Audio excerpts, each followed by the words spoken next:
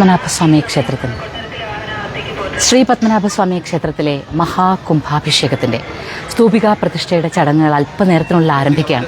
ഇവിടുത്തെ എല്ലാ ഉത്സവങ്ങളും ആരംഭിക്കുന്നത് ആദ്യത്തെ ഘട്ടമായിട്ടുള്ളത് ഇവിടെ മണ്ണുനീർ കോരൽ എന്നൊരു ചടങ്ങാണ്. ആദ്യമൊരു അനുജ്ഞ വാങ്ങേണ്ടതുണ്ട്.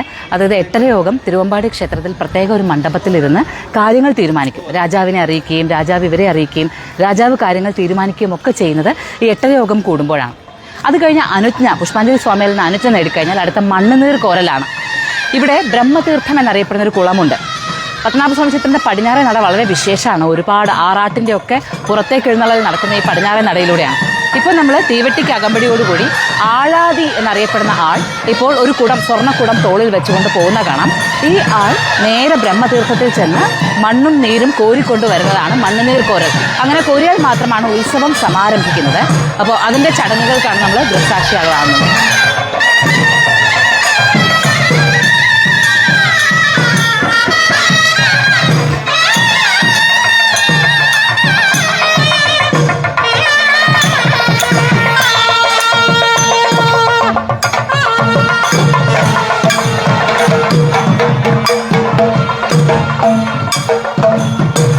സ്വർണ്ണക്കുടം ചുമലിൽ ഏന്തിയിരിക്കുന്ന ആളുടെ സ്ഥാനപ്പേരാണ് ആഴാതി എന്നുള്ളത്. ആഴാതി ഏന്തിയിരിക്കുന്ന സ്വർണ്ണക്കുടവുമായിട്ട് ഇങ്ങനെ തോളിൽ ഏന്തി തന്നെ മുന്നോട്ട് പോകണം. എന്നിട്ട് ബ്രഹ്മതീർത്ഥം, അതായത് ഇവിടുന്ന് പടിഞ്ഞാറേ നട കടന്നു കഴിഞ്ഞാൽ നഗരവീഥിയും കടന്ന അപ്പുറത്തേക്ക് നമ്പി മഠവും അതുപോലെ പുഷ്പാഞ്ജലി സ്വാമിയരൊക്കെ താമസിക്കുന്ന പ്രദേശത്തിനരികിൽ മിത്രാനന്തപുരം എന്നൊരു ക്ഷേത്രമുണ്ട്. പടിഞ്ഞാറേ നടയുടെ ഒരു വിശേഷം തന്നെയാണ് മിത്രാനന്തപുരം. ബ്രഹ്മാവിഷ്ണു മഹേശ്വരന്മാരുടെ സാന്നിധ്യമുള്ള പ്രദേശമാണ് അവിടെ. ബ്രഹ്മാവിനൊരു ക്ഷേത്രം തിരുവനന്തപുരത്തുണ്ട് എന്നുള്ളത് തന്നെ ഒരു അത്ഭുതമായിരിക്കുമ്പോൾ ഈ ബ്രഹ്മാവ് യാഗം നടത്തുവാനായി ഉണ്ടാക്കിയെടുത്തൊരു പ്രദേശത്ത് പിന്നീട് ജലം നിറഞ്ഞുവെന്നും ആ ജലം ബ്രഹ്മതീർത്ഥം എന്ന പേരിൽ അറിയപ്പെടുകയും ചെയ്യുന്നുണ്ട്. ഈ ബ്രഹ്മതീർത്ഥത്തിലെ നീരും മണ്ണും കോരിയെടുത്താൽ മാത്രമാണ് പത്മനാഭസ്വാമി ക്ഷേത്രത്തിലെ ഉത്സവത്തിന് സമാരംഭമാകുന്നത്. അതുകൊണ്ടാണ് മണ്ണുനീർ കോരൽ എന്ന് ഈ ചടങ്ങ് അറിയപ്പെടുന്നത്. അപ്പോൾ മണ്ണുനീർ കോരുന്നതിന് വേണ്ടിയിട്ടുള്ള ആള്, അദ്ദേഹത്തിന്റെ സ്ഥാനപ്പേര് പറഞ്ഞല്ലോ, ആഴാതി എന്നാണ് അറിയപ്പെടുന്നത്. ആഴാതി ഈ ചുമലിലേന്തിയ സ്വർണ്ണക്കുടവുമായിട്ട് നടക്കുന്ന കാഴ്ചയാണ് നമ്മളിപ്പോൾ കണ്ടുകൊണ്ടിരിക്കുന്നത്. ഇവിടെ നിന്ന് കഷ്ടിച്ചൊരു 1 മിനിറ്റ് 2 മിനിറ്റ് കൊണ്ട് നമ്മൾ ബ്രഹ്മതീർത്ഥത്തിന് അരികിലെത്തും. ബ്രഹ്മതീർത്ഥത്തിന് അരികിലെത്തിക്കഴിഞ്ഞാൽ ഈ സ്വർണ്ണക്കുടം തോളിൽ നിന്ന് എടുക്കാതെ അദ്ദേഹം അവിടെ മുങ്ങണം എന്നാണ്. നടക്കുമ്പോൾ അതിന് അങ്ങനെ ആചാരമില്ല. പക്ഷേ അദ്ദേഹം കുളത്തിലെത്തുമ്പോൾ ഈ സ്വർണ്ണക്കുടം തോളിൽ വെച്ച് തന്നെ മുങ്ങി നിവരണം. 3 തവണ മുങ്ങി നിവരുമ്പോൾ അതിലേക്ക് മണ്ണും നീരും കോരിയിട്ടുണ്ടാവണം. ആ മണ്ണും നീരും കോരിയത് ആണ് പിന്നീട് മുളയിടലിന് വേണ്ടിയിട്ട് ഉപയോഗിക്കുക. അപ്പോൾ വാദ്യാഘോഷങ്ങളോടുകൂടി ഒറ്റക്കൽ മണ്ഡപത്തിൽ നിന്ന് ആരംഭിച്ച ആ സ്വർണ്ണക്കുടവുമായിട്ടുള്ള എഴുന്നള്ളത്ത് ഇപ്പോൾ ബ്രഹ്മതീർത്ഥത്തെ ലക്ഷ്യമാക്കി പൊട്ടിത്തെറിക്കുന്ന കാഴ്ചയാണ് നമ്മൾ കണ്ടുകൊണ്ടിരിക്കുന്നത്.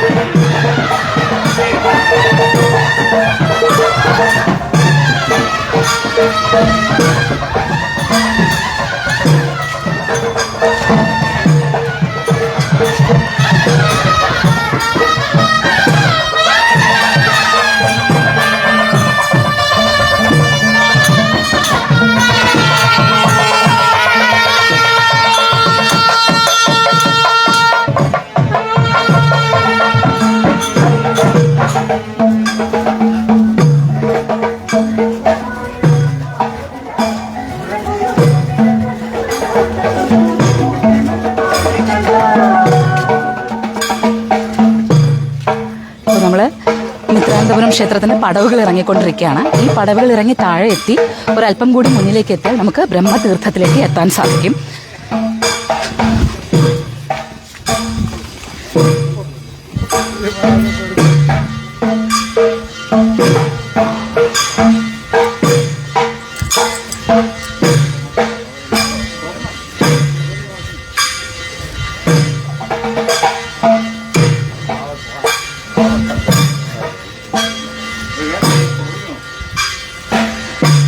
ഇപ്പോൾ നമ്മൾ ബ്രഹ്മതീർത്ഥം കുളം അതിന് തീരത്തെത്തി. മിത്രാനന്തപുരം കുളം എന്നുകൂടി ഈ കുളം അറിയപ്പെടാറുണ്ട്. തിരുവനന്തപുരത്തിൻ്റെ ചരിത്രത്തിൻ്റെ വലിയൊരു ഭാഗം തന്നെയാണ് മിത്രാനന്തപുരം കുളം. ഇത് ബ്രഹ്മാവ് നടത്തിയ യാഗം നടത്തിയ യാഗകുണ്ടമാണ് ശരിക്കും ബ്രഹ്മതീർത്ഥമായതെന്നാണ്. ഇതിലെ മണ്ണ് പന്നി കുത്തിയ മണ്ണ് എന്നാണ് അറിയപ്പെടുന്നത്. പന്നി കുത്തിയ മണ്ണ് എന്നറിയപ്പെടുന്നതിന് കാരണമുണ്ട്.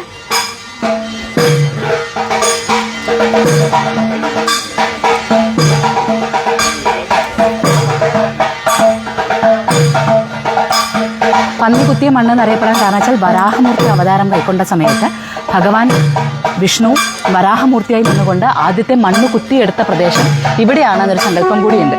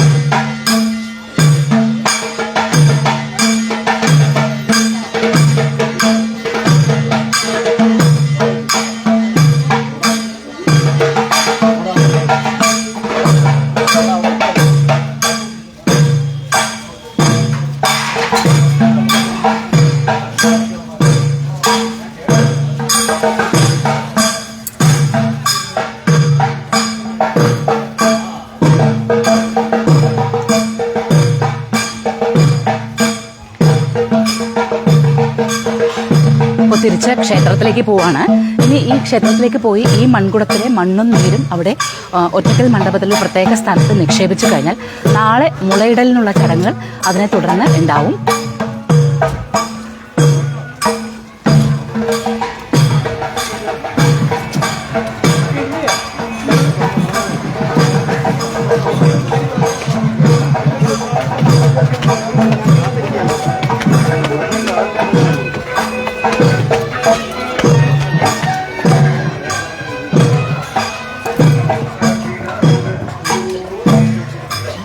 കേരളത്തിൽ ചടങ്ങുകൾക്ക് നിഷ്ഠകൾക്ക് ഒരു മാറ്റവും വരുത്താതെ നടക്കുന്ന അപൂർവ ക്ഷേത്രങ്ങളിൽ ഒന്നാണ്, തിരുപ്പതികളിൽ ഒന്നാണ്, ദിവ്യദേശങ്ങളിൽ ഒന്നാണ് ശ്രീ പത്മനാഭസ്വാമി ക്ഷേത്രം.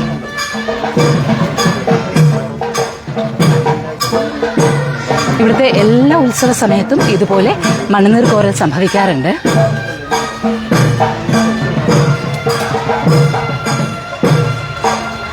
അൽപ്പശി പൈങ്കുനി ഉത്സവത്തിൻ്റെ ഒക്കെ സമാരംഭം കുറിക്കുന്നത് ഇങ്ങനെ തന്നെ മണ്ണുനീർ കോരിക്കൊണ്ടാണ്.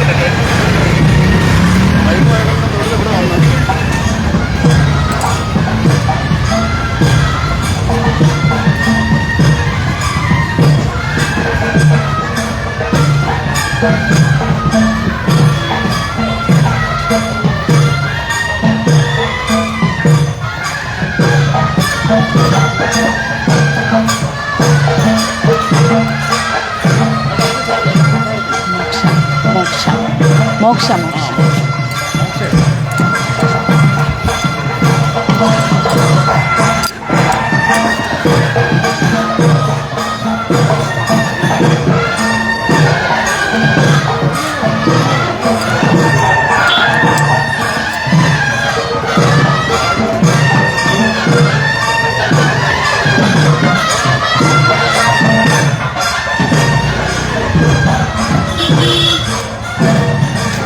അങ്ങനെ മണ്ണുനീർ കോരൽ ചടങ്ങ് ഇവിടെ പൂർത്തിയാവുകയാണ്.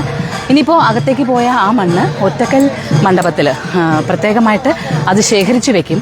ആ ശേഖരിച്ച് വെച്ച മണ്ണ് പ്രത്യേക പൂജകൾ ചെയ്തിട്ട് പിന്നീടാണ് മുളയിടൽ എന്നുള്ള ചടങ്ങിലേക്ക് എത്താം. ഈ മുളയിടലിനുമുണ്ട് സവിശേഷതകൾ. ശരിക്കും പറഞ്ഞാൽ ഇന്ന് മുതൽ സമാരംഭിച്ച് ഏതാണ്ട് 8-ാം തീയതി വരെ, മെയ് 8-ാം തീയതി വരെ നീണ്ടു നിൽക്കുന്ന തയ്യാറെടുപ്പുകളുണ്ട്. അത് കഴിഞ്ഞിട്ടാണ് ശരിക്കും കുംഭാഭിഷേകം ആരംഭിക്കുന്നത്. ഓരോ ദിവസവും ഓരോ രീതിയിലുള്ള ചടങ്ങുകൾ പ്രത്യേകമായിട്ടുണ്ട്. അപ്പോൾ നമ്മളിന്ന് മനസ്സിലാക്കേണ്ടത്, ഈ മണ്ണുനീർ കോരൽ നടത്തിയല്ലോ, ആ കുളം ബ്രഹ്മതീർത്ഥം എന്നറിയപ്പെടുന്ന ഈ കുളത്തിന് അവിടുത്തെ മണ്ണ് പന്നി കുത്തിയ മണ്ണ് എന്നറിയപ്പെടുന്നത് സാക്ഷാൽ വരാഹമൂർത്തി ഈ ഭൂമിയിൽ കുത്തി, തന്റെ തേറ്റ കൊണ്ട് കുത്തി എന്നുള്ള സങ്കല്പം ഉള്ളതുകൊണ്ടാണ്. അപ്പോൾ ആ തേറ്റ കുത്തിയ മണ്ണ് ആണ് ഇവിടെ ഉത്സവത്തിനായിട്ട് എടുക്കുന്നതെന്ന് പറയുമ്പോൾ ആദിവരാഹ സാന്നിധ്യം, അതായത് ഈ പ്രപഞ്ചത്തിന്റെ ഉൽപ്പത്തിയുടെ ചരിത്രമാണത് പറയുന്നത്. അപ്പോൾ ആ ഉൽപ്പത്തി ചരിത്രവുമായി ബന്ധപ്പെട്ട് നിൽക്കുന്നു മിത്രാന്തപുരത്തിലെ ക്ഷേത്രക്കുളം എന്ന് മനസ്സിലാക്കി ഇവിടുന്ന് കോരിയെടുത്ത മണ്ണ് അകത്തേക്ക് കൊണ്ടുപോയല്ലോ. ഇനി വരുന്ന ദിവസങ്ങളിൽ ഇവിടെ നടക്കുന്നത്, പ്രധാനമായിട്ട് നടക്കുന്ന കാര്യങ്ങളെന്ന് വെച്ചാൽ, ഒന്ന് ഇവിടുത്തെ വിശ്വക്സേന. സാധാരണ എല്ലാ തിരുപ്പതി ദിവ്യദേശങ്ങളിലും വിശ്വക്സേനയുടെ സാന്നിധ്യമുണ്ട്, നിർമാല്യധാരി എന്നറിയപ്പെടുന്ന വിശ്വക്സേന. പക്ഷെ പത്മനാഭസ്വാമി ക്ഷേത്രത്തിൽ സവിശേഷമായ പ്രാധാന്യത്തോടു കൂടിയിട്ടാണ് വിശ്വക്സേന ഉള്ളത്. ഈ വിശ്വക്സേനയ്ക്ക് പ്രതിഷ്ഠ നടത്താൻ പോവുകയാണ് ഉടനടി തന്നെ. ഈ പ്രതിഷ്ഠാകർമ്മങ്ങളാണ് ഇവിടെ ഈ മഹാകുംഭാഭിഷേകത്തിനൊപ്പം തന്നെ ഈ പ്രതിഷ്ഠാകർമ്മമുണ്ട്. ഇതുകൂടാതെ തിരുവമ്പാടിയിലെ അഷ്ടബന്ധ കലശമുണ്ട്, അഷ്ടബന്ധ കലശം നടക്കുന്നുണ്ട്. പിന്നെ അതുകൂടാതെയാണ് താഴികക്കുടത്തിൽ പ്രത്യേകമായിട്ടുള്ള പൂജകളും കാര്യങ്ങളും ഒക്കെ അർപ്പിച്ചുകൊണ്ടുള്ള മഹാകുംഭാഭിഷേകവും. അങ്ങനെ വിശേഷമായി പത്മനാഭസ്വാമി ക്ഷേത്രം ഇനി വരും ദിവസങ്ങൾ, അതായത് ഇന്ന് ഇങ്ങനെ ആരംഭിച്ചു കഴിഞ്ഞു. ഇനി ഓരോ ദിവസങ്ങളിൽ ഓരോരോ വിശേഷാൽ ചടങ്ങുകളായിട്ട് ഇനി നമ്മൾ ജൂൺ 8, അതായത് ജൂൺ 8 ആകുമ്പോഴേക്കും അതിന്റെ കുംഭാഭിഷേകത്തിന്റെ എല്ലാ ചടങ്ങുകളും പൂർത്തിയാക്കി കുംഭാഭിഷേകത്തിന്റെ വിശേഷമായ ദൃശ്യങ്ങൾ നമുക്ക് കാണാൻ സാധിക്കും. ഏതായാലും പത്മനാഭൻ നൽകുന്ന ഈ അനുഗ്രഹങ്ങളെ നമുക്ക് നെഞ്ചോട് ചേർത്ത് വയ്ക്കാം. മണ്ണുനീർ കോരൽ, അതായത് പൃഥ്വിയും ജലവും നമ്മളിലേക്ക് ഒത്തുചേർന്ന് വന്ന് ഈ പഞ്ചഭൂതങ്ങളാൽ നിറഞ്ഞു നിൽക്കുന്ന ശക്തി വിശ്വാസങ്ങളെ നമ്മൾക്ക് ഒന്നുകൂടി പറഞ്ഞു തരികയാണ് ആ സ്വർണ്ണ കലശത്തിൽ കോരിയെടുത്ത മണ്ണും നീരും. അങ്ങനെ ആ മണ്ണ് നീര് കോരൽ കഴിഞ്ഞ് അകത്തേക്ക് പോയി ഇനി ഉത്സവത്തിന്റെ ബാക്കി കാഴ്ചകളിലേക്ക് നമ്മളെല്ലാവരും ഒത്തുചേരുന്ന ആ കാഴ്ചകളുടെ, അതിന്റെ ചരിത്രത്തിന്റെ, അതിന്റെ ഐതിഹ്യങ്ങളുടെ വിശേഷങ്ങളെ മനസ്സിലാക്കുവാനുള്ള ഒത്തുചേരലുകളിലേക്ക് നമ്മളുടെ മനസ്സും നമ്മളുടെ ഭക്തിയും നമ്മുടെ പ്രാർത്ഥനകളും ഒക്കെ ഒത്തുചേരട്ടെ. ശ്രീ പത്മനാഭൻ തുണ.